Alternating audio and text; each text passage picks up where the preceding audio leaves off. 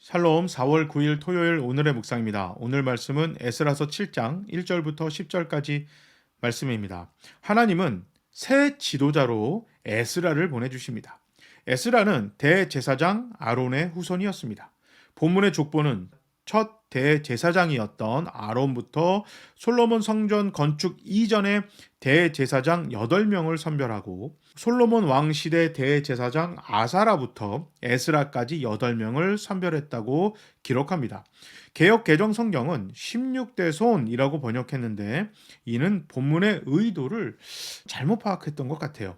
족보는 에스라가 아론과 아사랴 계보를 잇는 진정한 대제사장이다. 이것을 이야기하고 싶었던 것이지 16대 손이다. 이것을 이야기하고 싶었던 것이 아닙니다. 지난번에 제가 이 에스라서를 이야기를 하면서 제사장의 족보를 강조했던 것은 당시 왕족들이 사라진 시대였기 때문에 종교 지도자들이 이스라엘을 한시적으로 이끌어야만 하는 아주 특수한 상황에서 종교 지도자를 세우는 것이 굉장히 중요했었습니다.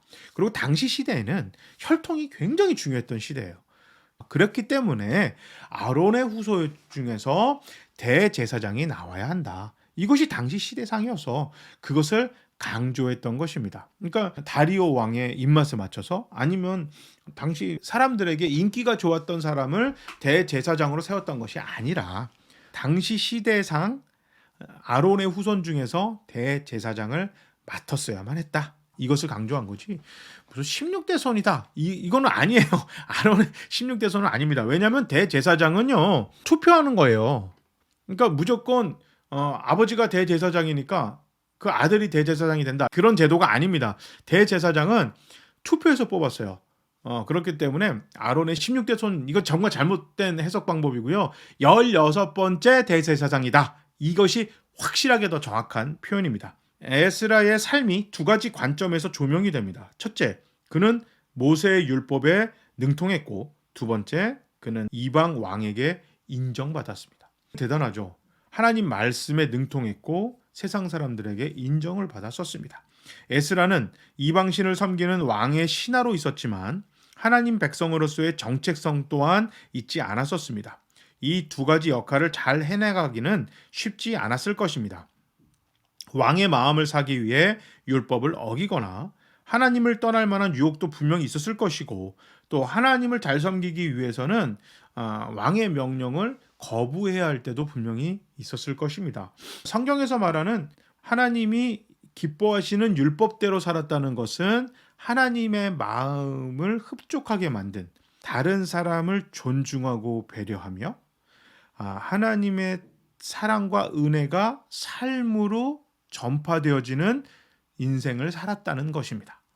정직하게 살았다는 것입니다.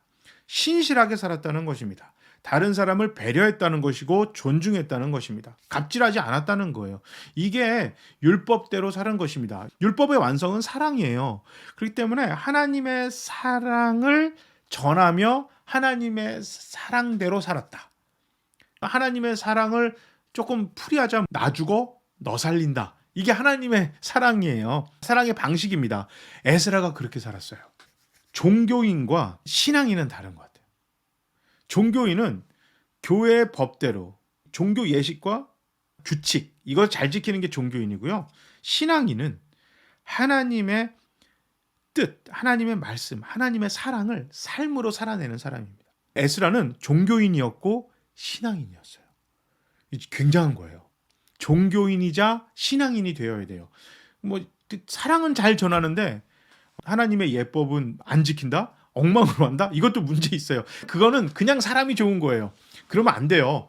하나님의 법을 신실하게 지키면서 이 땅에서 하나님의 사랑을 전하는 종교인이자 동시에 신앙인이 되어야 합니다. 자, 저를 포함해서 우리 교회 모두는 종교인이자 신앙인이 됩시다. 에스라를 닮아갑시다. 제가 한번 기도하겠습니다. 하나님, 우리 모두는 하나님의 법을, 규칙을 잘 지키는 것과 동시에 하나님의 사랑을 삶으로 살아내는 종교인이자 신앙인이 되겠습니다. 주님 도와주시옵소서. 성령님 인도해 주시옵소서. 예수님의 이름으로 기도합니다. 아멘. 우리 모두 종교인 신앙인이 되기 위해서 노력합시다. 주말 잘 보내시고 내일 교회 현장에서 또 온라인에서 11시 예배 때 뵙시다. 모두 샬롬.